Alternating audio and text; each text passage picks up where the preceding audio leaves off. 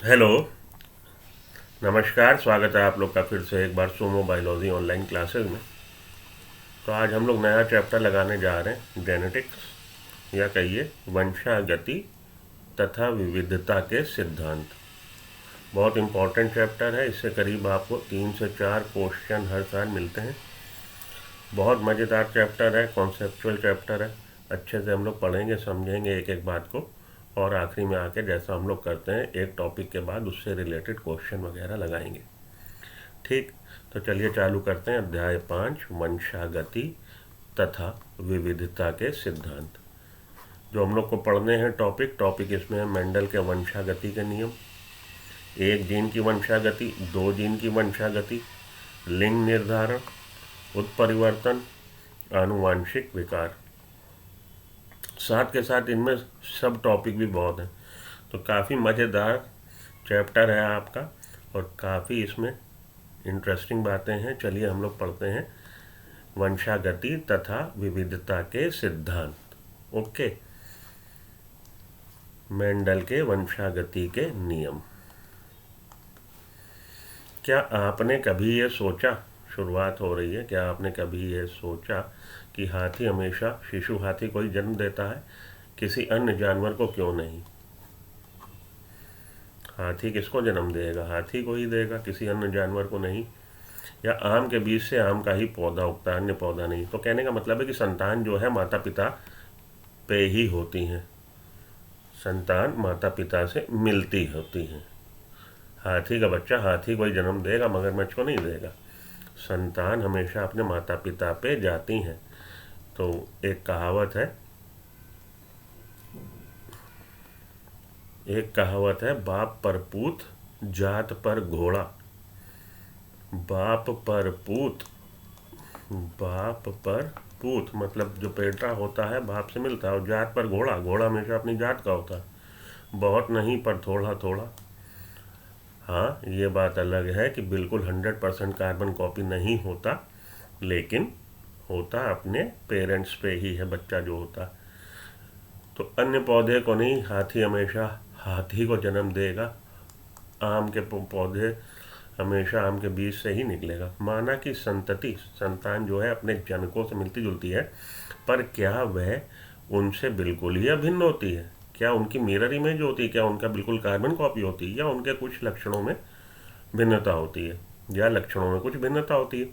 तो संतान अपने माता पिता से मिलती जुलती हैं, पर बिल्कुल ही उससे अभिन्न हो ऐसा नहीं होता। और उनसे लक्षणों में कुछ भिन्नता होती है, हाँ जी होती है। क्या तुमने कभी आश्चर्य किया कि सहोदर कभी एक जैसे दिखते हैं या कभी कभी अलग क्यों दिखते हैं? सहोदर मतलब भाई बहन, एक ही माँ बाप की संतानें, सहोदर जो होते हैं आपस में मिलते जुलते भी हैं, और उनमें कुछ ना कुछ समानता और कुछ ना कुछ उनमें डिफरेंसेस होते हैं। आप भी अपने भाई बहन में थोड़ा देखिए, कुछ आते आप लोग की मिलती होंगी और कुछ आप लोग बिल्कुल एक दूसरे से अलग होते हो। जीव विज्ञान की एक शाखा आनुवांशिकी। अब जीव विज्ञान की बोल रहा है, एक ऐसी ब्रांच है आनुवांशिकी, ऐसे और इनसे संबंधित अनेक प्रश्नों पर विचार करती है। तो जीव विज्ञान की वह शाखा जिसमें हम इन सब प्रश्नों के बारे में बातचीत करते हैं कि जीव अपने लक्षणों में अपने माता पिता से मिलते हैं, अलग होते हैं, अपने सहोदर से मिलते हैं, अलग होते हैं। सारी बातें, इनसे संबंधित अनेक प्रश्न जो हैं, उन सब प्रश्नों का जवाब हमें आनुवांशिकी के अध्ययन से मिलेगा। इस शाखा में वंशागति और विविधता दोनों का अध्ययन होता है। तो ये शाखा क्या है? जीव विज्ञान की वह शाखा जिसमें वंशागति और विविधता, वंशागति और विविधता, वंशागति और विविधता दोनों का अध्ययन होता है, उसको हम लोग कहते हैं आनुवांशिकी।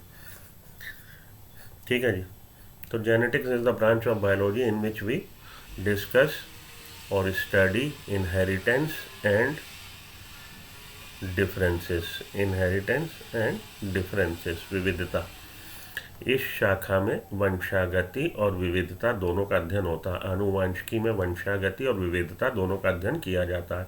अर्थात यह विचार किया जाता है कि जनक और संतति के लक्षणों में समानता या असमानता क्यों होती। तो दूसरे शब्दों में बोलें तो ये जानने की कोशिश करी जाती है कि जनक और संतति संतान के लक्षणों में समानता या असमानता क्यों होती है। वंशागति आनुवंशिकी का आधार है।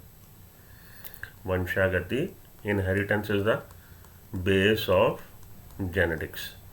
वंशागति आनुवंशिकी का आधार है। वंशागति वह प्रक्रम है जिससे लक्षण जनक से संतान तक में जाते हैं। तो वंशागति inheritance is the process by which characters are carried forward from one generation to the next generation or from parents to the progeny।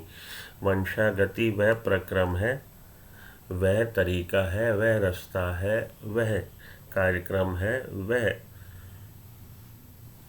तरीका है जिससे लक्षण जनक से संतति में जाते हैं तथा विविधता, डिफरेंसेस, डिग्री ऑफ डिफरेंस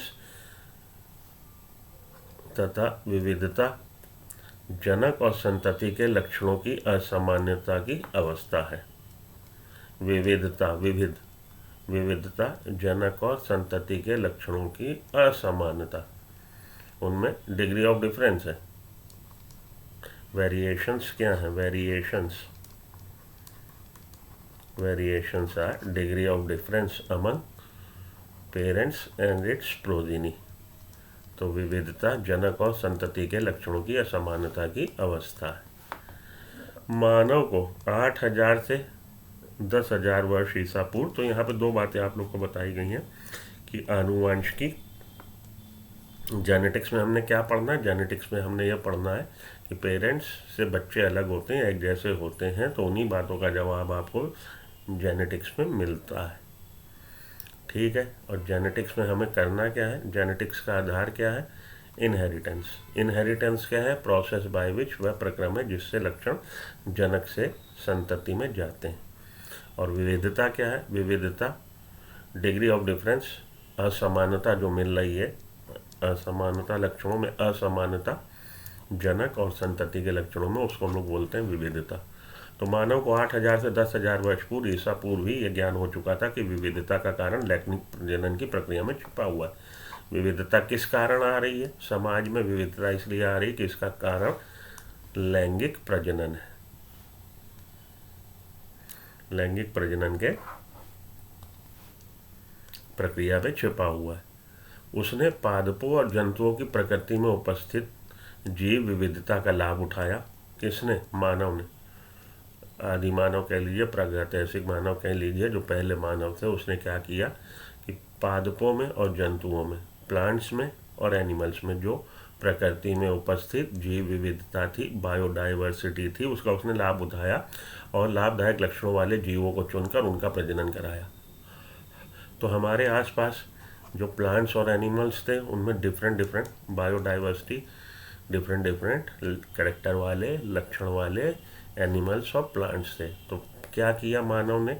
जो उसके लिए लाभदायक थे, जो ऐसे प्लांट्स और ऐसे जीव जिनमें लाभदायक गुण थे, उसने उन्हीं को मौका, सिलेक्टिवली चयन करके कि इन्हीं को बढ़ने का मौका दो, ये हमारे काम की चीज़ें हैं, तो उनका प्रजनन कराया।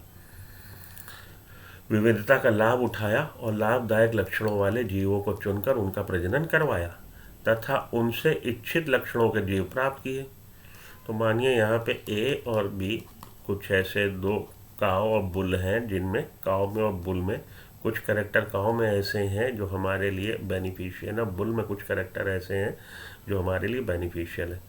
तो काऊ का करेक्टर जैसे कि हाई मिल्क ईल्ड, की मिल्क बहुत देती है, न्यूट्रिशियस मिल्क की क्वालिटी अच्छी है, तो उसने उस काऊ को चुना। और बुल उसको चुना जो रोबस्ट हो, बल्लाल देव के बुल की तरह एकदम बिल्कुल टक्कर मार के दीवार गिरा देने वाला हो, स्किन कलर एकदम बिल्कुल चमकीला स्किन कोट हो, कोई बीमारी ना हो। इनको जब क्रॉस कराएंगे तो बच्चे भी जो होंगे उनमें इनके मिले जुले गुण, मिश्रित गुण, अच्छे गुण आएंगे। तो इच्छित लक्षणों वाले जीव प्राप्त किए। कैसे प्राप्त किए? कि उसने पादपों और जंतुओं की प्रकृति में उपस्थित जो जीव विविधता थी उसका लाभ उठाया और लाभदायक लक्षणों वाले जीवों को चुनकर उनका प्रजनन करवाया तथा उनसे इच्छित लक्षणों वाले जीव प्राप्त किए। उदाहरण के तौर पर पुरानी जंगली गांव के कृत्रिम चयन और उनको पालतू बनाकर जंगली गायें, उनको चुनकर कौन सी जंगली गाय बेटर है, अच्छा दूध दे रही है और दूध की क्वालिटी भी अच्छी है, उनको पालतू बनाकर हमने आज की उच्च भारतीय किस्में प्राप्त कर ली। और आज की पुरानी जंगली गायों को चुनकर इसमें से ए को चुनो, बी को चुनो, सी को चुनो, आज उच्च भारतीय किस्में वाली प्राप्त कर ली हैं। जैसे कि पंजाब में शाहीवाल काव, तो ये आपसे पूछा जाता है कि पंजाब में शाहीवाल काव कैसे डेवलप करी गई है। शाहीवाल काव डेवलप करी गई है bye means of selective breeding. चुन के हमने कि इनको चुनो और इसको क्रॉस कराओ।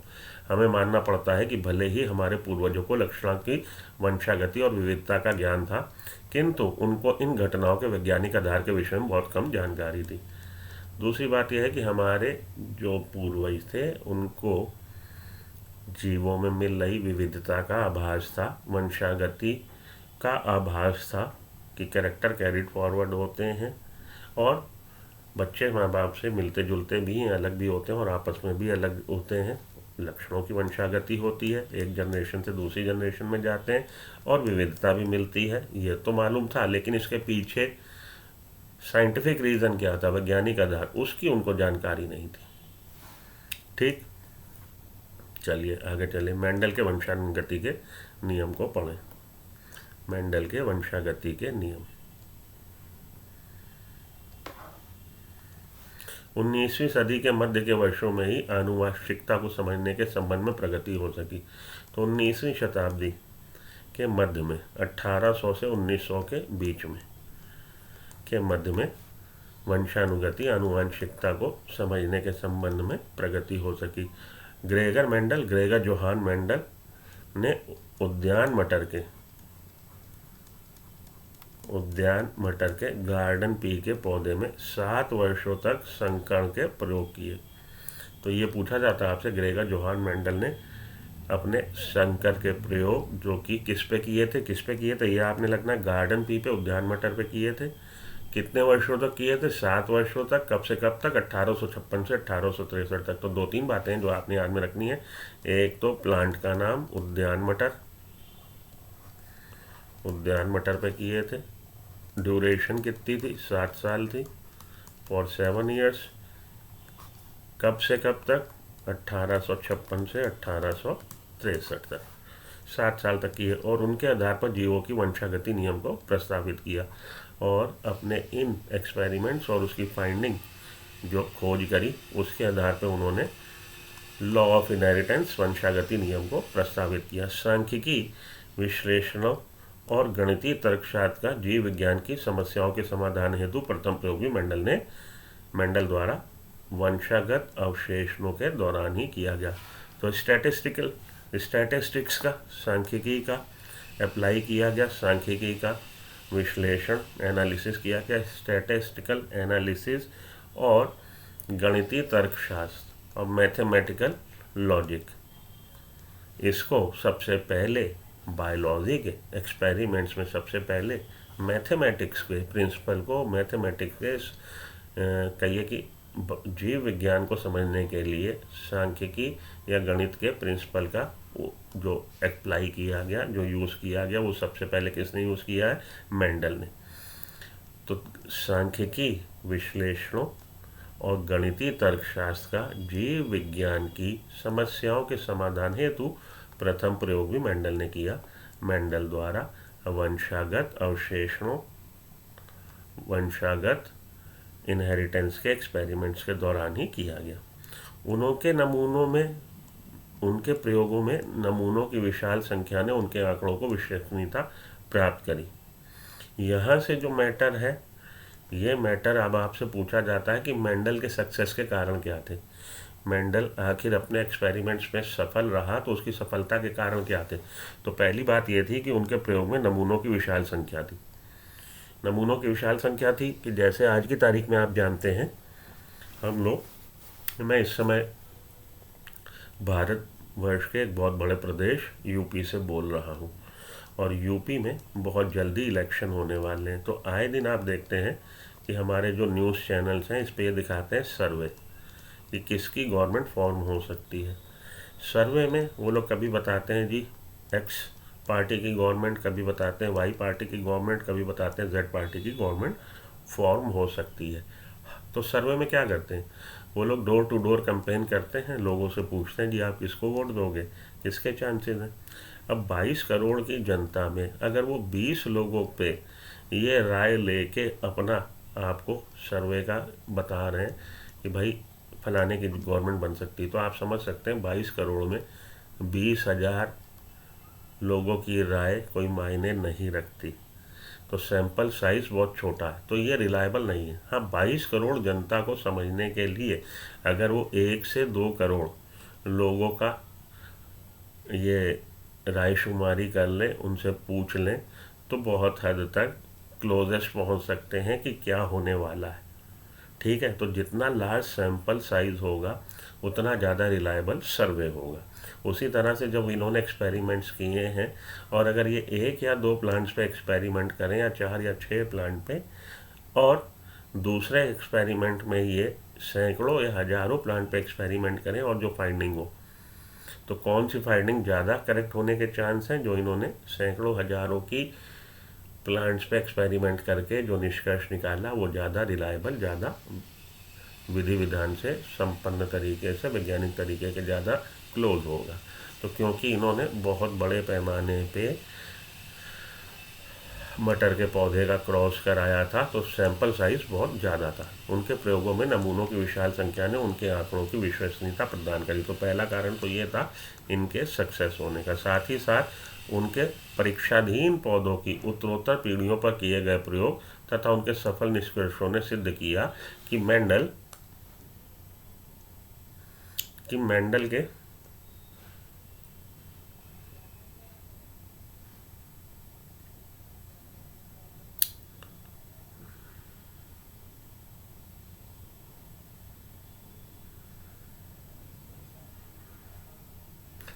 के वंशागति नियमों में व्यापकता थी।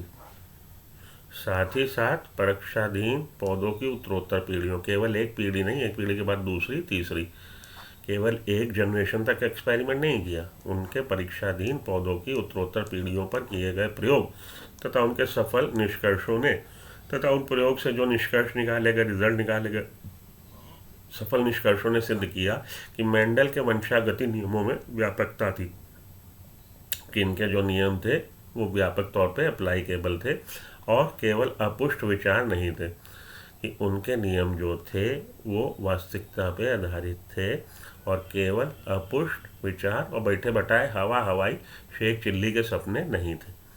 तो पहली बात, नमूना साइज बहुत बड़ा था। दूसरी बात कि उत्तरोत्तर पीढ़ी पर काम किया गया, केवल एक पीढ़ी पर काम नहीं किया गया, और उसका व्यापक उन्होंने एनालिसिस किया, जिससे यह बात साबित हुई कि इनका जो काम था वो ठोस कदमों पे आधारित था, ठोस फाइंडिंग पे आधारित था, केवल हवाई एजम्पशन पे, मान लो पे नहीं था। मेंडल ने मटर के पौधे के उन लक्षणों पर विचार किया जो सर्वथा विपरीत थे। तो साथ के साथ इन्होंने जो लक्षण चुने वो लक्षण विपरीत लक्षण थे, जैसे कि लंबे या बौने पौधे। विपरीत लक्षण वाले पौधों को चुना था, जैसे कि मानिए अगर हम पौधे की लंबाई को ध्यान में रखते हुए क्रॉस करा रहे हैं, पौधे की लंबाई के लक्षण को ध्यान में रखते हुए पौधे चुने हैं, तो एक पौधा दिखा रहा लंबा और एक पौधा दिखा रहा छोटा, एक पौधा दिखा रहा लंबा तना, एक पौधा दिखा रहा छोटा तना।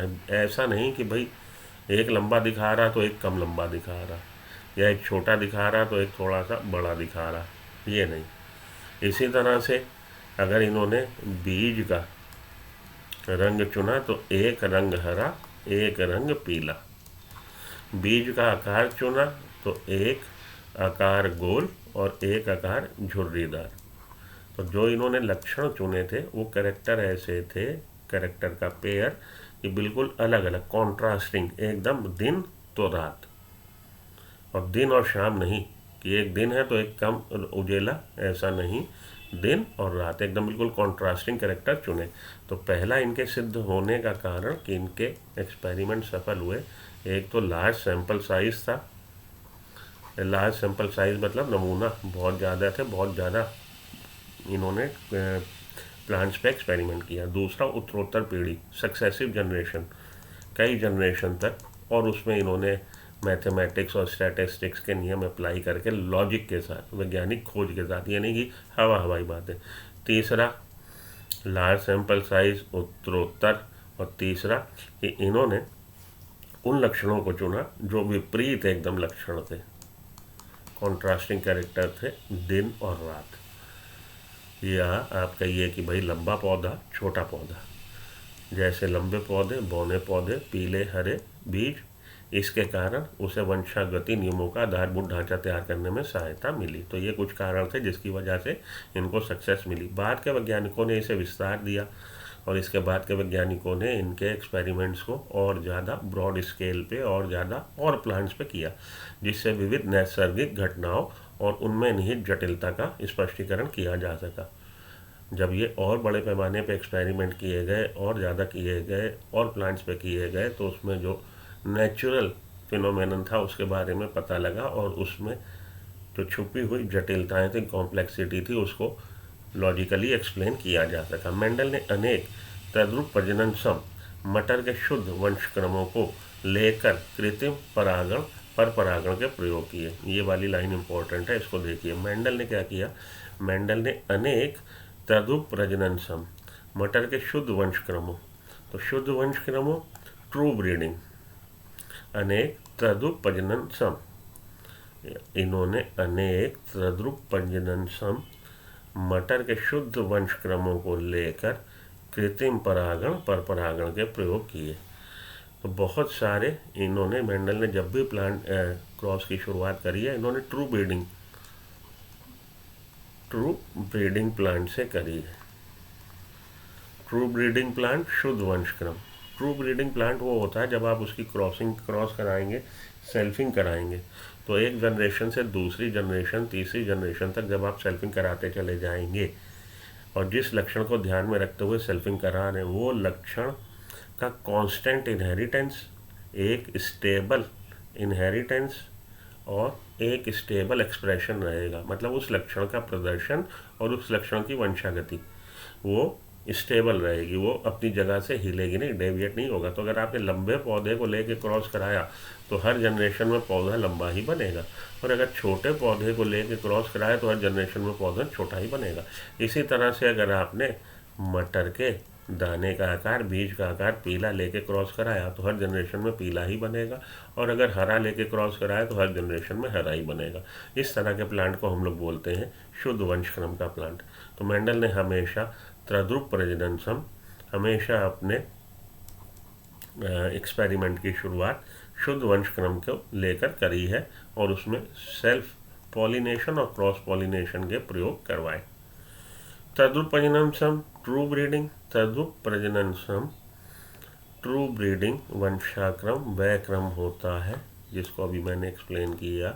ट्रू ब्रीडिंग प्लांट क्या होता है? तो true breeding plant, true breeding inheritance वंशक्रम वह होता है जो कई पीढ़ियों तक स्वपरागण के फलस्वरूप, एक पौधे में अगर आप स्वपरागण करा रहे हैं, सेल्फ पॉलिनेशन करा रहे हैं, तो कई पीढ़ियों तक स्थायी विशेषक, स्थायी ट्रेट, स्थायी विशेषक ट्रेट।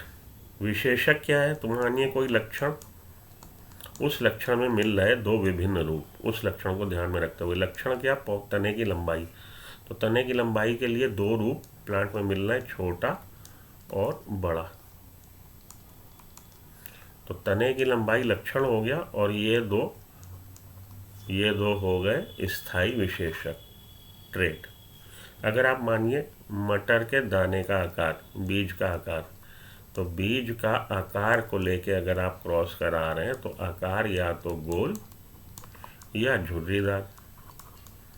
तो आकार यहाँ पे बीज का आकार, सीड शेप कैसा हुआ? सीड शेप हुआ कैरेक्टर, और ये दो हो गए उसके ट्रेट।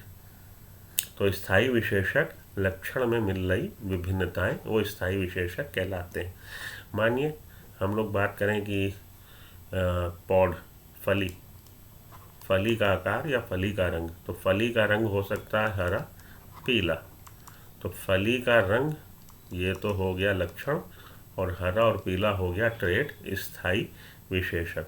और फली का आकार, फली का आकार या तो फूला या पिचका। तो फली का आकार हो गया हमारा लक्षण और फूला और पिचका हो गया स्थायी विशेषक ट्रेट। ठीक है जी। तो कई पीढ़ियों तक वो ट्रेट वैसा ही रहेगा, उसमें डेविएशन, पथ भटक जाना नहीं होगा। मेंडल ने मटर की 14 तद्रुप प्रजननी मटर की किस्मों को छांटा तो इन्होंने 14 वेराइटीज़ मटर की चुनी। 14 वेराइटीज 7 कैरेक्टर और उन 7 कैरेक्टर के हर कैरेक्टर के 2 थ्रेड, तो 14 हो गए। 7 लक्षण और हर लक्षण को प्रदर्शित करने वाले 2 स्थायी विशेषक। तो 14 इन्होंने मटर की ट्रू ब्रीडिंग प्लांट वैरायटी चुनी। तद्रुप प्रजननी मटर के किस्मों को चुना, अर्थात 7 जोड़े विपरीत लक्षणों को। तो जोड़े में होते हैं लक्षण, विपरीत लक्षण जोड़े में होंगे, तो 7 जोड़े विपरीत लक्षणों को चुना। इनके अन्य लक्षण समान थे, लेकिन पौधे में अन्य लक्षण समान थे, केवल एक लक्षण के लिए वो आपस में अलग थे। उनमें से कुछ उदाहरण इस प्रकार हैं। चिकने तथा झुर्रीदार बीज, चिकने या झुर्रीदार बीज, स्मूथ या रिंकल्ड सीड, पीले या हरे बीज, येलो और ग्रीन, फूली हुई या सिकड़ी हुई फलियां, तो कॉन्स्ट्रिक्टेड और इन्फ्लेटेड फलियां, हरी व पीली फलियां, येलो और ग्रीन पॉड, लंबे या बौने पौधे और छोटे या बौने पौधे, ड्रॉप प्लांट और टॉल प्लांट। तो ये इन्होंने इस तरह से 7 कैरेक्टर को चुना। अब ये देखिए यहाँ पे आपके दे रखे हैं कैरेक्टर और उनके प्रभावी विशेषक और अप्रभावी विशेषक। ये प्रभावी विशेषक और प्रभावी विशेषक क्या होते हैं, इसकी हम लोग आगे जिक्र करते हैं। तो लक्षण देख लीजिए। बीज का आकार गोल झुर्रीदार, सीड का शेप राउंड और रिंकल्ड, सीड का रंग कलर पीला हरा, सीड का रंग पीला हरा, फूल का रंग, पौधे के फूल का रंग बैंगनी वॉयलेट और सफ़ेद वाइट, फली का आकार फूला पिचका, फूली हुई सिकड़ी हुई, फली का रंग हरा पीला, पुष्प की स्थिति, पौधे में पुष्प लगा कहाँ पे है, अक्षीय एक्सियल लगा है कि टर्मिनल अंते में लगा है। तो एक्सियल और टर्मिनल, फूल की स्थिति एक्सियल और टर्मिनल, और हमारा आखिरी में आके पौधे का तने की लंबाई लंबी, ऊंचा या छोटा बौना, लंबा या बौना। ये इन्होंने 7 कैरेक्टर और उसके हर कैरेक्टर के 2 स्थायी विशेषक, तो टोटल इन ऑल इन्होंने 14 प्लांट चुने। ठीक है जी, चलिए आगे चलें। तो मटर द्वारा अध्ययन किए गए मटर के पौधे के विप्रयास विशेषक, कॉन्ट्रास्टिंग ट्रेट, विप्रयास का मतलब कॉन्ट्रास्टिंग विरोधाभासी, विशेषक ट्रेट, तने की लंबाई ऊंट लंबा बौना टॉल ड्रॉप, फूल का रंग वॉयलेट वाइट, फूल की स्थिति एक्सियल टर्मिनल, फली का आकार फूला सिकुड़ा, फली का रंग हरा पीला, बीज का आकार गोल मुरझाया गोल या झुर्रीदार और बीज का रंग पीला हरा। अब यहाँ पे आपने देखना है, ध्यान से देखिए, तने की लंबाई 1 तने की लंबाई, उसके बाद फूल के 2 कैरेक्टर, फली के 2 कैरेक्टर और बीज का 2 कैरेक्टर। तो एक तो फूल की स्थिति और फूल का रंग, फली की स्थिति फली का रंग, बीज का रंग और बीज का आकार। तो फूल की स्थिति फूल का रंग, फली का रंग और फली का आकार, बीज का आकार और बीज का रंग, रंग कलर, इन तीनों के चुने गए 3 60 में से कैरेक्टर ऐसे थे जो कलर पे आधारित थे। ये बात मैं हाईलाइट कर रहा था। ठीक है जी, इसको इसी सीरीज़ में याद करिएगा, आपके लिए आसान रहेगा। आगे एक चीज़ बताऊंगा और उसको आप फिर टेलीफोन नंबर के हिसाब से जब रटेंगे तो आपको आसानी हो जाएगी। क्या वो आगे जब आपको बताऊंगा तब आपको याद होगा, वो अभी नहीं।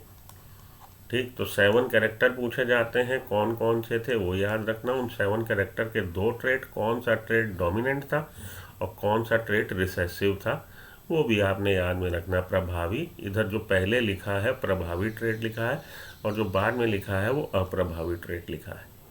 ये बातें ध्यान में रखिएगा, आसान है। टोटल इन ऑल 7 कैरेक्टर, 7 लक्षण और हर लक्षण के 2 ट्रेट।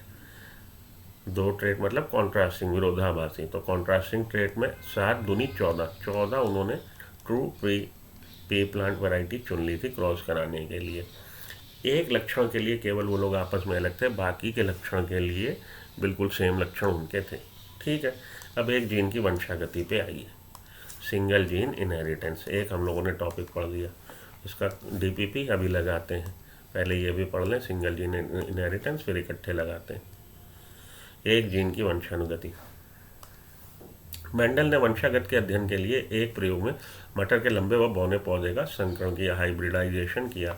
तो संकरण क्या होता है? संकरण होता है जब हम दो जनक को, दो ऐसे ऑर्गेनिज्म को, जीवों को जो लक्षण में एक दूसरे से विपरीत हो, उनके बीच में जब लैंगिक जनन कराएं तो वो संकरण कहलाता है, hybridization. Hybridization is the sexual reproduction between two organism that possess different character. Different character possessing organisms के बीच में जब जेनेटिकली जो डिफरेंट होंगे क्रॉस किया जाएगा, क्रॉस कराया जाएगा, तो उसको हम लोग हाइब्रिडाइजेशन बोलते हैं। इस प्रयोग द्वारा एक जीन का आनुवंशिक अध्ययन किया गया, क्योंकि एक जीन एक कैरेक्टर को निर्धारित कर रहा है। एक जीन एक कैरेक्टर को निर्धारित कर रहा और एक ही कैरेक्टर इनका आपस में अलग था, बाकी के ये एक दूसरे के सेम थे। इस संकरण से उत्पन्न बीजों को उगाकर sexual reproduction in flowering plant, दूसरे चैप्टर में हम लोगों ने पढ़ा था कि सेक्सुअल रिप्रोडक्शन के बाद ओव्यूल जो है वो सीड में बदल जाते हैं। Ovule will give rise to seed and ovary will form fruit. Ovary बन जाती है फ्रूट। तो सीड किससे बन रहा है? ओव्यूल से। लेकिन कब? सेक्सुअल रिप्रोडक्शन के बाद। तो इस संकरण से जब संकरण कराया, सेक्सुअली रिप्रोड्यूस हुए दो ऑर्गेनिज्म, तो बीज उत्पन्न होंगे और उन बीजों को उगाकर उन्होंने प्रथम संकर पीढ़ी के पौधे प्राप्त कर लिए। फीलियल वन जनरेशन, पहली पुत्रक पीढ़ी। तो ये दो माता पिता, इनका संकर कराया, जो बीज बने उन बीजों को उगाकर पहली पीढ़ी के ऑर्गेनिजम्स, जीव प्राप्त हो गए। ठीक है जी, जिनको हम F1 जनरेशन कहते हैं। मेंडल ने देखा कि F1 पीढ़ी के सभी पौधे लंबे थे। तो यहाँ पे इसने जब क्रॉस कराया है, दो पौधे लिए, एक पौधा लिया लंबा टॉल और एक पौधा लिया बौना छोटा या ड्रॉप। लंबा पौधा और बौना पौधा, उनका जब क्रॉस कराया है, इसको इसने मेल की तरह और इसको इसने फीमेल की तरह, या लंबे वाला फीमेल की तरह, छोटे वाला मेल की तरह। समझ में आ रही बात? रेसिप्रोकल क्रॉस भी कराए थे इसने। रेसिप्रोकल क्रॉस क्या होते हैं वो भी आपको बताता हूँ। तो इनके सक्सेस होने का कारण यही रहा था कि इन्होंने लार्ज सैंपल सर्वे था, रेसिप्रोकल क्रॉस भी कराए थे, केवल एक पीढ़ी में आकर रुके नहीं, कई पीढ़ी तक कराए थे, और उन सब का इन्होंने स्टैटिस्टिकल एनालिसिस किया था। कई सारी बातें थी इनके सक्सेस होने में। जो लक्षण उठाए थे कॉन्ट्रास्टिंग उठाए थे। तो इन्होंने जब क्रॉस कराया लंबे पौधे का छोटे पौधे से, तो जो सीड बने, बीज बने, उन सीड्स को जब बोया, उससे जो नए ऑर्गेनिजम्स, नए मटर के पौधे बने, वो सारे के सारे F1 जनरेशन में कैसे थे? सब के सब लंबे थे। अब मानिए इस लंबे पौधे से अगर हमने लिया है परागकण और वर्तिका छोटे पौधे की है। अब इन्होंने क्या किया कि लंबे पौधे से इन्होंने लिया वर्तिका, फीमेल, उसको फ्लावर की तरह ट्रीट किया, और छोटे पौधे से ले लिए परागकण। तो देखा क्या फाइंडिंग बदल जाती है? नहीं बदलेगी, फाइंडिंग वही रहेगी। ये होता है रेसिप्रोकल क्रॉस।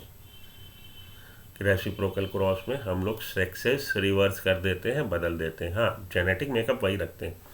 जो जेनेटिक मेकअप था कि कैपिटल टी स्मॉल टी, पहले ये मेल को दे दिया, ये फीमेल को दे दिया। जो फाइंडिंग F1 जनरेशन में आई, वही फाइंडिंग हम देखना चाहते हैं। क्या वो फाइंडिंग सेक्स ड्रिवन है, सेक्स इन्फ्लुएंस्ड है? सेक्स का तो रोल नहीं है उसमें। अब हम टीटी दे देंगे किसको?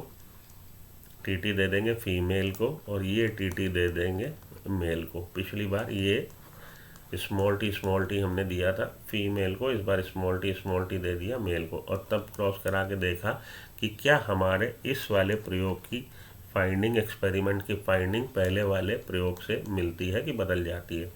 अगर ये करेक्टर सेक्स ड्रिवन है, सेक्स इन्फ्लुएंस्ड है, तो फाइंडिंग बदल जाएगी, और अगर सेक्स का क्रोमोसोम का रोल नहीं है तो फाइंडिंग वही रहेगी। इन्होंने रेसिप्रोकल क्रॉस भी कराए थे और रेसिप्रोकल क्रॉस की फाइंडिंग वही रही थी, बदली नहीं थी। ठीक है, तो इन्होंने एक जीन का अनुवंशिकी अध्ययन किया। इस संकरण से उत्पन्न बीजों को उगाकर उन्होंने प्रथम संकर पीढ़ी के पौधे प्राप्त कर लिए। इस पीढ़ी को प्रथम संतति पीढ़ी बोल रहे हैं, फीलियल वन जनरेशन बोल रहे हैं। मेंडल ने देखा कि फीलियल वन जनरेशन के सभी पौधे लंबे थे, अर्थात अपने लंबे जनक के समान थे, कोई पौधा बौना नहीं था। इस प्रकार के परिणाम विशेषकों वाले संकरण प्रयोगों में भी पाए गए। तो इस तरह के प्रयोग जब इसने अभी स्टेम की हाइट को ध्यान में रखते हुए क्रॉस कराया, जो फाइंडिंग मिली वही अगर ये फ्लावर कलर के लिए करेगा तो वही फाइंडिंग रहेगी कि एक करेक्टर आ जाएगा, एक करेक्टर छुप जाएगा। फ्लावर की पोजीशन के लिए करेगा, वही फाइंडिंग रहेगी। पॉड के कलर के लिए और पॉड के शेप के लिए करेगा, वही फाइंडिंग रहेगी। सीड के कलर और सीड के शेप के लिए करेगा, फाइंडिंग वही रहेगी कि एक जो कॉन्ट्रास्टिंग ट्रेट है, कॉन्ट्रास्टिंग ट्रेट में से एक ट्रेट F1 जनरेशन में आ जाएगा, दिख जाएगा, प्रकट हो जाएगा, सामने आ जाएगा, और एक ट्रेट गायब हो जाएगा, छुप जाएगा, विलुप्त हो जाएगा, कुछ भी कह लीजिए। कि जितने भी जनरेशन फीलियल वन जनरेशन के ऑर्गेनिज्म बनेंगे वो सारे के सारे आइदर ऑफ द पेरेंट, केवल एक पेरेंट पे होंगे, दोनों पेरेंट पे नहीं होंगे। एक पेरेंट का लक्षण F1 जनरेशन में दिखेगा, एक पेरेंट का लक्षण F1 जनरेशन में नहीं दिखेगा। तो जो लक्षण, अब ध्यान से सुन लो, जो लक्षण F1 जनरेशन में आ जाता है, दिख जाता है, उसको हम बोलते हैं प्रभावी डोमिनेंट, और जो लक्षण F1 जनरेशन में नहीं दिख पाता, छुप जाता है, उसको हम बोलते हैं अप्रभावी रिसेसिव। ये है डोमिनेंट और रिसेसिव की बात। चलिए आगे चले और बातें। अभी आपको भल्लाल देव ने, कटप्पा ने बाहुबली को क्यों मारा, अभी आपको और समझ में आएगा कि क्यों मारा। तो इसी प्रकार के परिणाम विशेषकों वाले संकरण प्रयोगों में भी पाए गए। इसी तरह के मतलब कि भाई एक लक्षण दिख जाएगा, एक लक्षण छुप जाएगा। उन्होंने देखा कि F1 में दो में से एक जनक के लक्षणों को ही अभिव्यक्ति मिलती है, केवल एक तरह का लक्षण अपने को प्रकट कर पाएगा, एक्सप्रेस कर पाएगा, अभिव्यक्त कर पाएगा, दूसरे जनक के लक्षण प्रकट नहीं होते। मेंडल ने फिर F1 जनरेशन के सभी लंबो पौधों को स्वयं परागित किया। अब की बार उसने पर परागण नहीं किया, स्वपरागण किया। F1 जनरेशन के जो लंबे पौधे थे उनका स्वयं निषेचन, उसका खुद से शादी करा दी। तो उसे देखकर आश्चर्य हुआ कि F2 पीढ़ी में प्रत्युत्पन्न कुछ पौधे बौने थे। तो F1 जनरेशन के जो प्लांट्स बने उनमें से कुछ प्लांट बौने थे, अपने दादा दादी के समान हो गए, दोनों लक्षण निकल आए। जो लक्षण F1 जनरेशन में गायब हो गया था, विलुप्त हो गया था, छुप गया था, अभिव्यक्त नहीं हो पाया था, वो लक्षण भी एज इट इज़ जस का तस, एज इट इज़ जस का तस, वैसे का वैसा, मिलावट के साथ नहीं। ये नहीं कि लंबा और बौना, कि वो इन बिटवीन का बन जाए, बीच का, ऐसा नहीं। या पीला और हरा, जो मटर के दाने का रंग पीला और हरा, तो बीच का बन जाए, पीला हरा बन जाए, वो नहीं, या तो पीला या तो हरा। तो F2 जनरेशन में वो लक्षण जो F1 जनरेशन में छुप गया था, गायब हो गया, तो पुनः प्रदर्शित हो जाता। हाँ, ये बात अलग है कि 50-50% का बराबर रेशियो नहीं है, कुछ पौधों में है, ठीक, लेकिन आ गया, वो लक्षण आ गया, जो गायब हो गया था वो लक्षण भी आ गया। तो 1/4 ऑफ द प्लांट, 25% प्लांट बौने, और 3/4 ऑफ द प्लांट लगभग, क्योंकि इन्होंने स्टैटिस्टिक्स भी मेंटेन करी थी, सांख्यिकी अध्ययन लगाया, मैथमेटिक लगाए, तो इन्होंने वो सब गिनती भी करी, और इन्होंने देखा कि अगर भैया 1092 प्लांट बने हैं तो उसमें से लगभग 270-275 प्लांट हमारे कैसे बने, हमारे बने उस तरह के F2 जनरेशन में, उस करेक्टर के, जो करेक्टर गायब हो गया था। तो लगभग 1/4, 1/4 प्लांट, और 3/4 प्लांट हमारा वही डोमिनेंट कैरेक्टर वाले। तो जो लक्षण नहीं देखा गया था वह पुनः प्रदर्शित हो गया। बौने पौधों का अनुपात कुल F2 पौधों का नियर अबाउट 25% था, जबकि 75% प्लांट लंबे थे। लंबे और बौनेपन के लक्षण जनकों के समान ही थे। तो एज इट इज़, जैसा माता पिता में लक्षण था वैसा ही आया, तथा इनमें किसी प्रकार का सम्मिश्रण नहीं था, मिक्सिंग नहीं थी, ब्लेंडिंग नहीं थी। अर्थात सभी या तो लंबे, सभी या तो छोटे, मझोले कद का कोई भी नहीं था। ठीक है, चलिए आगे। जिन अन्य विशेषकों का अध्ययन किया गया उनमें भी इसी प्रकार के परिणाम। तो जब भी कोई कैरेक्टर, ये जो 7 कैरेक्टर का हम लोगों ने डिस्कशन किया, किसी भी एक कैरेक्टर के 2 वेरिएंट को ध्यान में रखते हुए जो क्रॉस कराया गया था, फाइंडिंग यही रहेगी कि F1 जनरेशन में एक कैरेक्टर अपने को दिखाएगा, एक कैरेक्टर दिखेगा नहीं। लेकिन F2 जनरेशन में, फेलियर 2 जनरेशन में, पुत्रक पीढ़ी दूसरी में, जब F1 प्लांट का हम 100 परागण कराएंगे तो हमें F2 जनरेशन मिलेगी। F2 जनरेशन में जो कैरेक्टर छुप गया था वो कैरेक्टर पुनः प्रदर्शित हो जाएगा एज इट इज़। केवल एक ही जनी की लक्षण आया, F1 में एक ही आया, लेकिन F2 में दोनों आ गए। लेकिन ये रेशियो जो था वो 3:1, 75%, 25%, तो 3:1 का अनुपात के हिसाब से ये आया। विपरीत विशेषकों में दोनों स्तर पर किसी प्रकार का सम्मिश्रण नज़र नहीं आया। ठीक है जी, आगे चलिए। इस प्रक्षेपणों के आधार पर, ये जो फाइंडिंग थी, इन फाइंडिंग के आधार पर, तो इन फाइंडिंग के आधार पर मेंडल ने प्रस्तावित किया, मेंडल ने यह प्रपोज किया, ये जो फाइंडिंग थी कि F1 जनरेशन में एक ट्रेड गायब, लेकिन F2 में दोनों आ गए। इस फाइंडिंग के आधार पर मेंडल ने प्रस्तावित किया कि कोई वस्तु अपरिवर्तित रूप से जनक से संतति को युग्मकों के माध्यम से उपरोक्त पीढ़ियों में अग्रसित होती है। तो इस फाइंडिंग के आधार पे मेंडल ने यह बताया कि देयर इज समथिंग, कोई वस्तु है जो रूप नहीं बदल रही, अपना कोई परिवर्तन नहीं हो रहा, उसमें कोई वस्तु है अपरिवर्तित रूप से जनक से संतति में, संतान में जा रही है। और जाने का माध्यम क्या, हवा जा रही है, पानी से जा रही है, युग्मक से जा रही है, गैमीट से। तो इन्होंने बताया कि कोई वस्तु है जो परिवर्तित रूप से, उसका रूप नहीं बदल रहा, पीढ़ी दर पीढ़ी उसी तरह से जा रही है। तो दादा से पिता में, पिता से पोते में, पोते से परपोते में, परपोते से टंग टंग टंग टंग, आगे आगे आगे आगे वो चीज़ जा रही है। कोई वस्तु अपरिवर्तित रूप से जनक से संतति को युग्मकों के माध्यम से, जाने का माध्यम तो ये नहीं ले बेटा श्राप, ऐसे नहीं जा रही है, युग्मक के माध्यम से उपरोक्त पीढ़ियों में अग्रसित होती है, उत्तरोत्तर एक पीढ़ी से दूसरी पीढ़ी में जा रही है। हमने उस वस्तु को कारक कहा, हमने नहीं, उसने, मेंडल ने, उसने उस वस्तु को कारक कहा जिसको कि आज हम जीन के नाम से जानते हैं। आज की तारीख में हम उसे जीन कहते हैं, मेंडल ने उसे कारक, फैक्टर कहा था। ये फैक्टर्स हैं, factors are responsible for carry the information from one generation to the next generation. Factor responsible है, जिसको आज की तारीख में हम जीन कहते हैं। ठीक, फैक्टर टर्म दिया था, फैक्टर टर्म दिया था मेंडल ने, जीन टर्म दिया जोहानसन ने। और एक जीन के एक से ज़्यादा रूप वो होते हैं एलील, एलील टर्म दिया था बेटसन ने। फैक्टर टर्म दिया मेंडल ने, जीन टर्म दिया जोहानसन ने, एलील टर्म दिया बेटसन ने।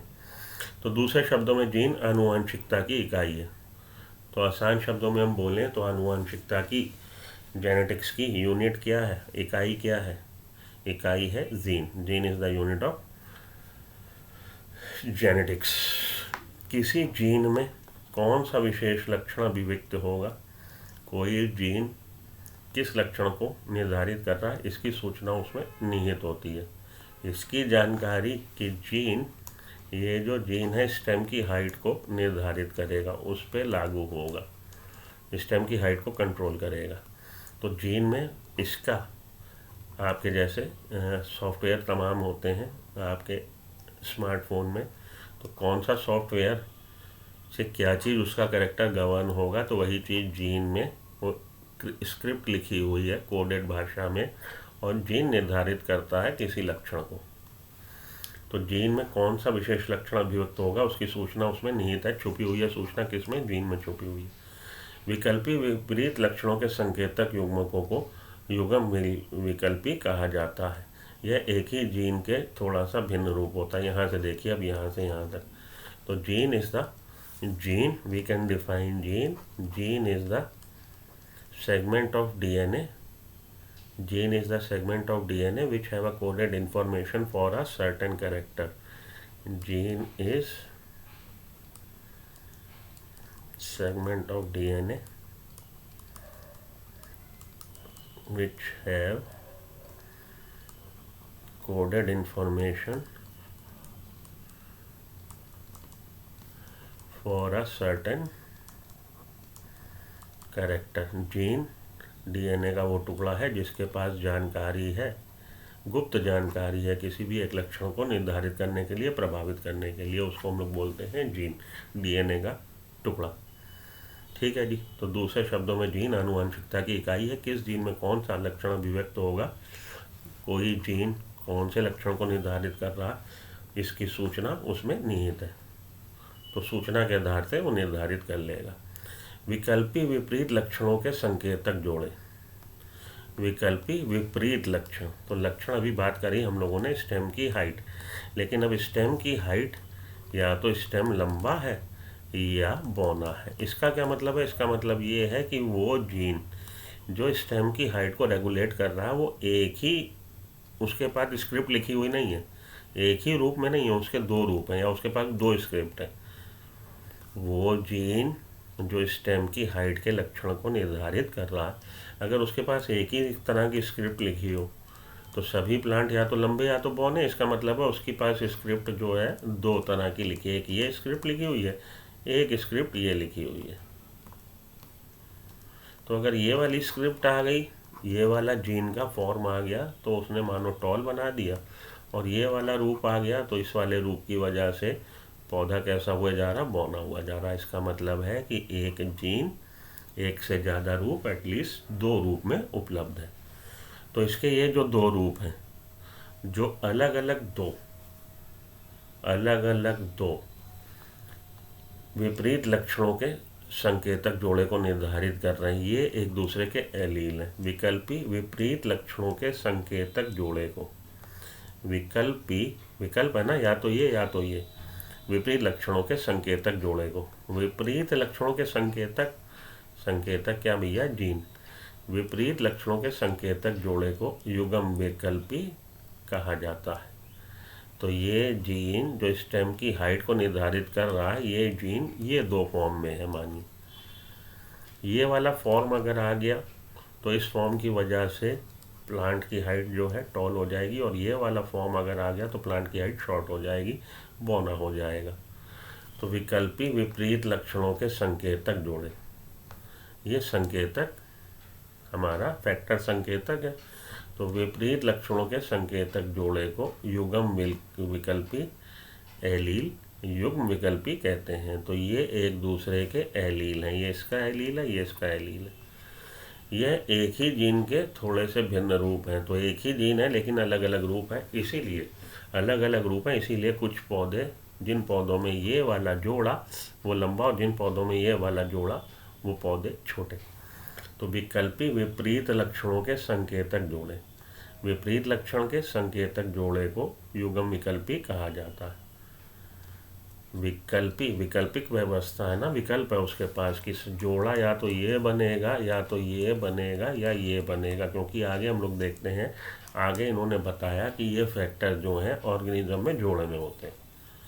फैक्टर है, फैक्टर रिस्पॉन्सिबल है for carried information and factors occur in pair. और किसी भी जीव में फैक्टर जो है, फैक्टर ये कारक जोड़े में है. तो जोड़ा जो बन रहा है विकल्पी युग्म विकल्पी, ये जोड़ा जो बन रहा है, इस जोड़े में ये दोनों एक दूसरे के एलील हैं.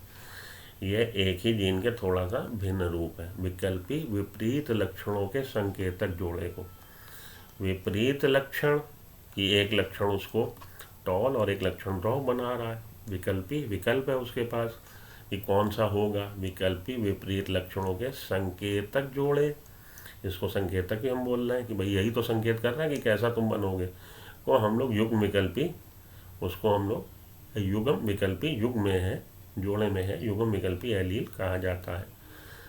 युग्म विकल्पी या एलील कहा जाता है. यह एक ही जीन के थोड़े से भिन्न रूप होते हैं. यदि हम प्रत्येक जीन को अक्षरों का प्रतीक दें, अब हमने यहाँ पे ये लिखा या स्क्रिप्ट ऐसे लिखी, तो ये सिंबल मतलब इसको जाहिर करना जाहिर करने में हमको उसको सिम्बलाइज करना, सांकेतिक भाषा में रिप्रेजेंट करना।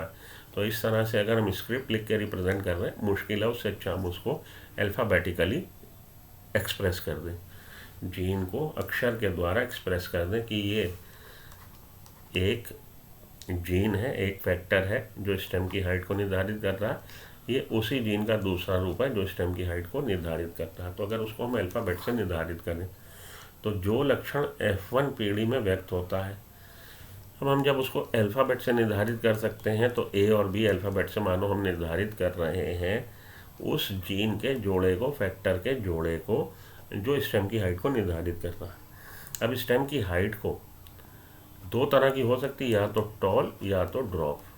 जो F1 जनरेशन में आ गई, जो उसका वेरिएंट, जो उसका ट्रेट F1 जनरेशन में आ गया, हमने उसके पहले अल्फ़ाबेट से पहला अल्फ़ाबेट ले लिया और उससे हमने दे दिया संकेत जीन को, वो जीन जो उस लक्षण से संबंधित है। तो अब टी से हम फैक्टर को रिप्रेजेंट करने लगे और कैपिटल टी से हम डोमिनेंट कैरेक्टर को रिप्रेजेंट करने लगे, लोअर केस टी से हम उस कैरेक्टर को रिप्रेजेंट करने लगे जो कैरेक्टर F1 जनरेशन में प्रकट नहीं हो पाया था, गायब हो गया था।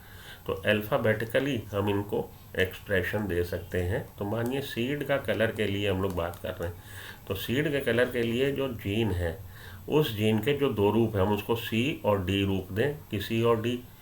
ए भी यूज़ कर लिया तो भैया सीड का कलर या तो ग्रीन और या येलो, इन दोनों में से जो अपने को एक्सप्रेस कर रहा है F1 जनरेशन में वो येलो है। तो येलो डोमिनेंट कैरेक्टर है। तो अब हमने कैपिटल वाई से उसका अल्फ़ाबेट कैपिटल वाई से हम डोमिनेंट एलील को रिप्रेजेंटेशन दे रहे हैं और लोअर केस वाई से हम उस एलील को रिप्रेजेंटेशन दे रहे हैं जो कैरेक्टर अपने को शो नहीं कर पाया। तो जी नहीं यूज़ किया या सी या डी नहीं यूज़ किया, क्योंकि इस तरह से अगर हम अल्फ़ाबेटिकली ABCDEFGH ऐसे अगर हम उठाएंगे अल्फ़ाबेट तो हमें याद रखना दिक्कत हो जाएगी कि कौन सा सिंबल किस कैरेक्टर को निर्धारित करने वाले जीन के लिए है। तो एक साथ में गुप्त भाषा कि भैया हम उस अल्फ़ाबेट से रिप्रेजेंट करेंगे जीन को जो अल्फ़ाबेट शुरू में आएगा ट्रेट के, जो ट्रेट अपने को F1 जनरेशन में दिखा देगा, ठीक है। तो उसके कैपिटल लेटर से हम डोमिनेंट एलील को, डोमिनेंट एलील वो जो F1 जनरेशन में अपना इफेक्ट दिखा रहा, और रिसेसिव एलील वो जो F1 जनरेशन में अपना इफेक्ट नहीं दिखा रहा। अभी चीज़ें और आपको क्लियर होंगी।